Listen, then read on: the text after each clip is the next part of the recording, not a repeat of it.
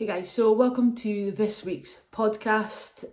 So over the last couple of weeks, we've talked about nutrition, exercise, and mindset. And this week, I'm here to speak to you a little bit more about sleep versus weight loss.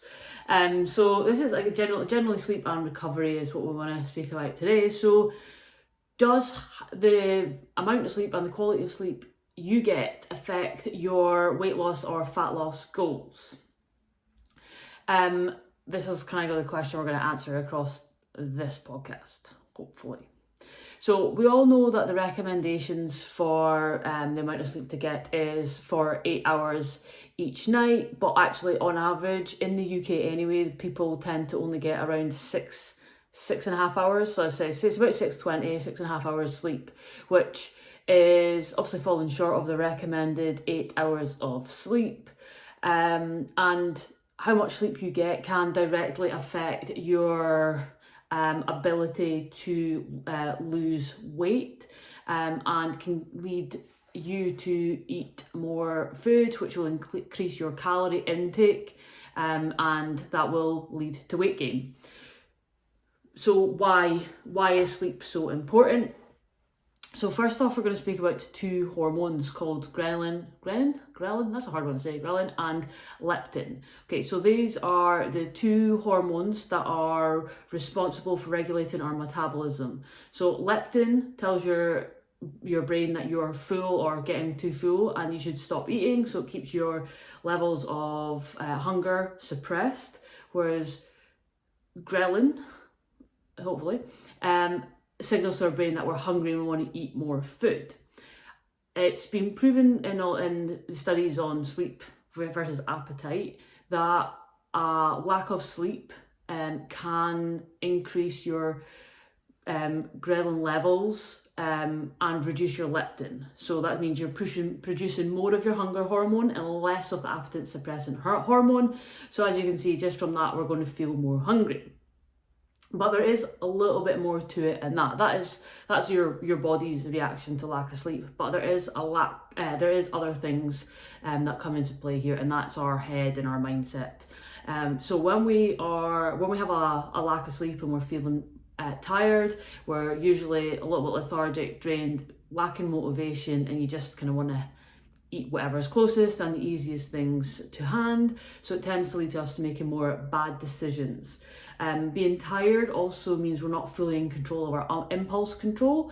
So that means we are then more likely to make a bad decision on the foods that we're eating or tend to overeat. That combined with your body's response to releasing more hunger hormones, of craving junk food, sugary foods, things to get your body through the day and give it a little boost of energy. Combining those two things, your cravings, your lack of impulse control, it does tend to lead to eating more than you would before and eating more of a higher calorie foods than probably fit in with your goals. And if your goals is to lose weight, you want to keep your calories under control.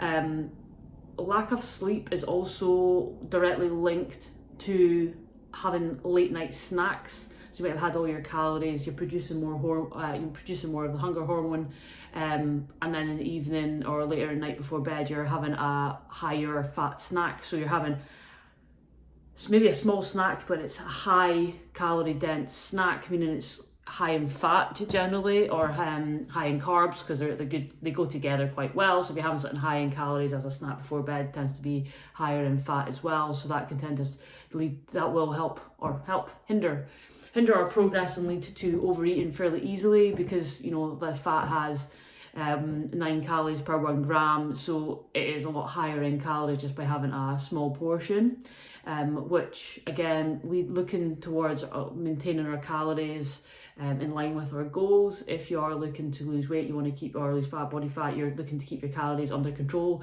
and within your calorie target. If you are making poorer food choices and going for the higher fat foods, you can see it'd be quite easy for you just to overeat. Even snacksident. When you accidentally eat accidentally eat an extra snack, that is a snacksident. We don't want to be doing that if your goal is to keep your calories in control.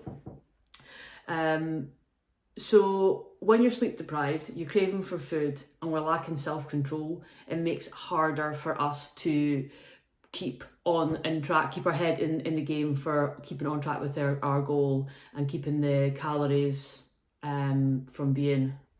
Nope, lost my train of thought for that one. So let's go back. So overall, if you're sleep deprived, we will then crave junk food, have a lack of impulse control, which means we then just can't say no to those unhealthy foods that we know aren't in line and supporting our goals. Additionally, on top of that, if that wasn't enough to convince you that sleep is a good thing to have and to have enough of, the 8 hours sleep, less sleep or having less than the recommended sleep, we're talking a lot less sleep, being sleep deprived even can cause a trigger and cause your body to trigger a spike release of cortisol, which is our stress hormone. This can then affect our metabolism and signals to our body to conserve energy to fuel your day. So you might not be burning, your metabolism might be not be working as efficiently. I say it might not be, it's not going to be a guarantee, but these are biological factors that you need to consider if you are having less sleep than you are recommended. So worst of all, it doesn't take that many nights of bad sleep for us to affect how our body is performing, acting and recovering from the sessions that we're doing. Studies show that only 4 nights of being sleep deprived or having reduced sleep or not having a great sleep, that's only 4, so it's not a lot, can actually reduce your body's ability to process insulin, which is needed to change sugar, starch and other foods into energy. It kind of just doesn't do as it should do. It just goes a little bit to pot. So when you want your insulin sensitivity to stay high, I guess, you want it to be in moderation. You don't want it to be reduced. When it reduces, that means you're going to start storing those foods that you would usually process for fuel as fat. So getting poor night's sleep for 4 nights only can reduce your insulin sensitivity by around 30%. So that is not going to be supporting your fat loss goals if you're not able to process the foods that you're taking in and you just you're storing them as fat quicker than you would, because obviously you've got 30% less capabilities to use them as energy, and then leading to storing more fat, then that isn't going to be supporting our goals either, especially if you're going over your calories. So your body is having to then process more foods and it's have a reduced capacity to process it. As you can see, they combine together to mean that you're going to not use your foods and calories you've been eating as efficiently as you would if you were getting a better night's sleep. Sorry. So as you can see, from these ones, like sleep is pretty important to your body functioning properly, but it also has a great impact on our mindset and how we're feeling throughout the day as well, and our ability to make good exercise and food choices. When we feel crap, we'll want to eat crap, and when your goal is to lose weight or lose body fat or decrease or improve your body composition, that is going to be greatly impacted by your levels or your quality and the levels of sleep that you are getting. So you can see you want to improve the sleep and the quality of sleep you're having, and if you can, get the recommended 8 hours of sleep per night, because that will also go to supporting your recovery from your workouts. So during your sleep, that is when your body is recovering, repairing and adapting to the training that you have been giving it. If you're not giving it the amount of sleep and the recovery period that it requires, and your body will do most of its recovering while you are sleeping, while you're in the correct sleep cycles, which you don't always get into if you aren't getting the appropriate amount of sleep. Then you can actually, even though you have rest days, if your sleep quality is poor, you can actually still overtrain because your body is unable to adapt correctly and repair correctly because of your sleep quality. So that is why I would say you want to focus on a lot of things are important when you're looking to lose weight, but sleep is one that I feel is overlooked quite a lot, and it's something people don't tend to focus on, and it is really, I mean, it's a key part of it. Combining that together with the things that we've spoken about over the past the 3 weeks now, you can see if you can control your amount of hunger hormone that you're producing, along with your ability to make better decisions.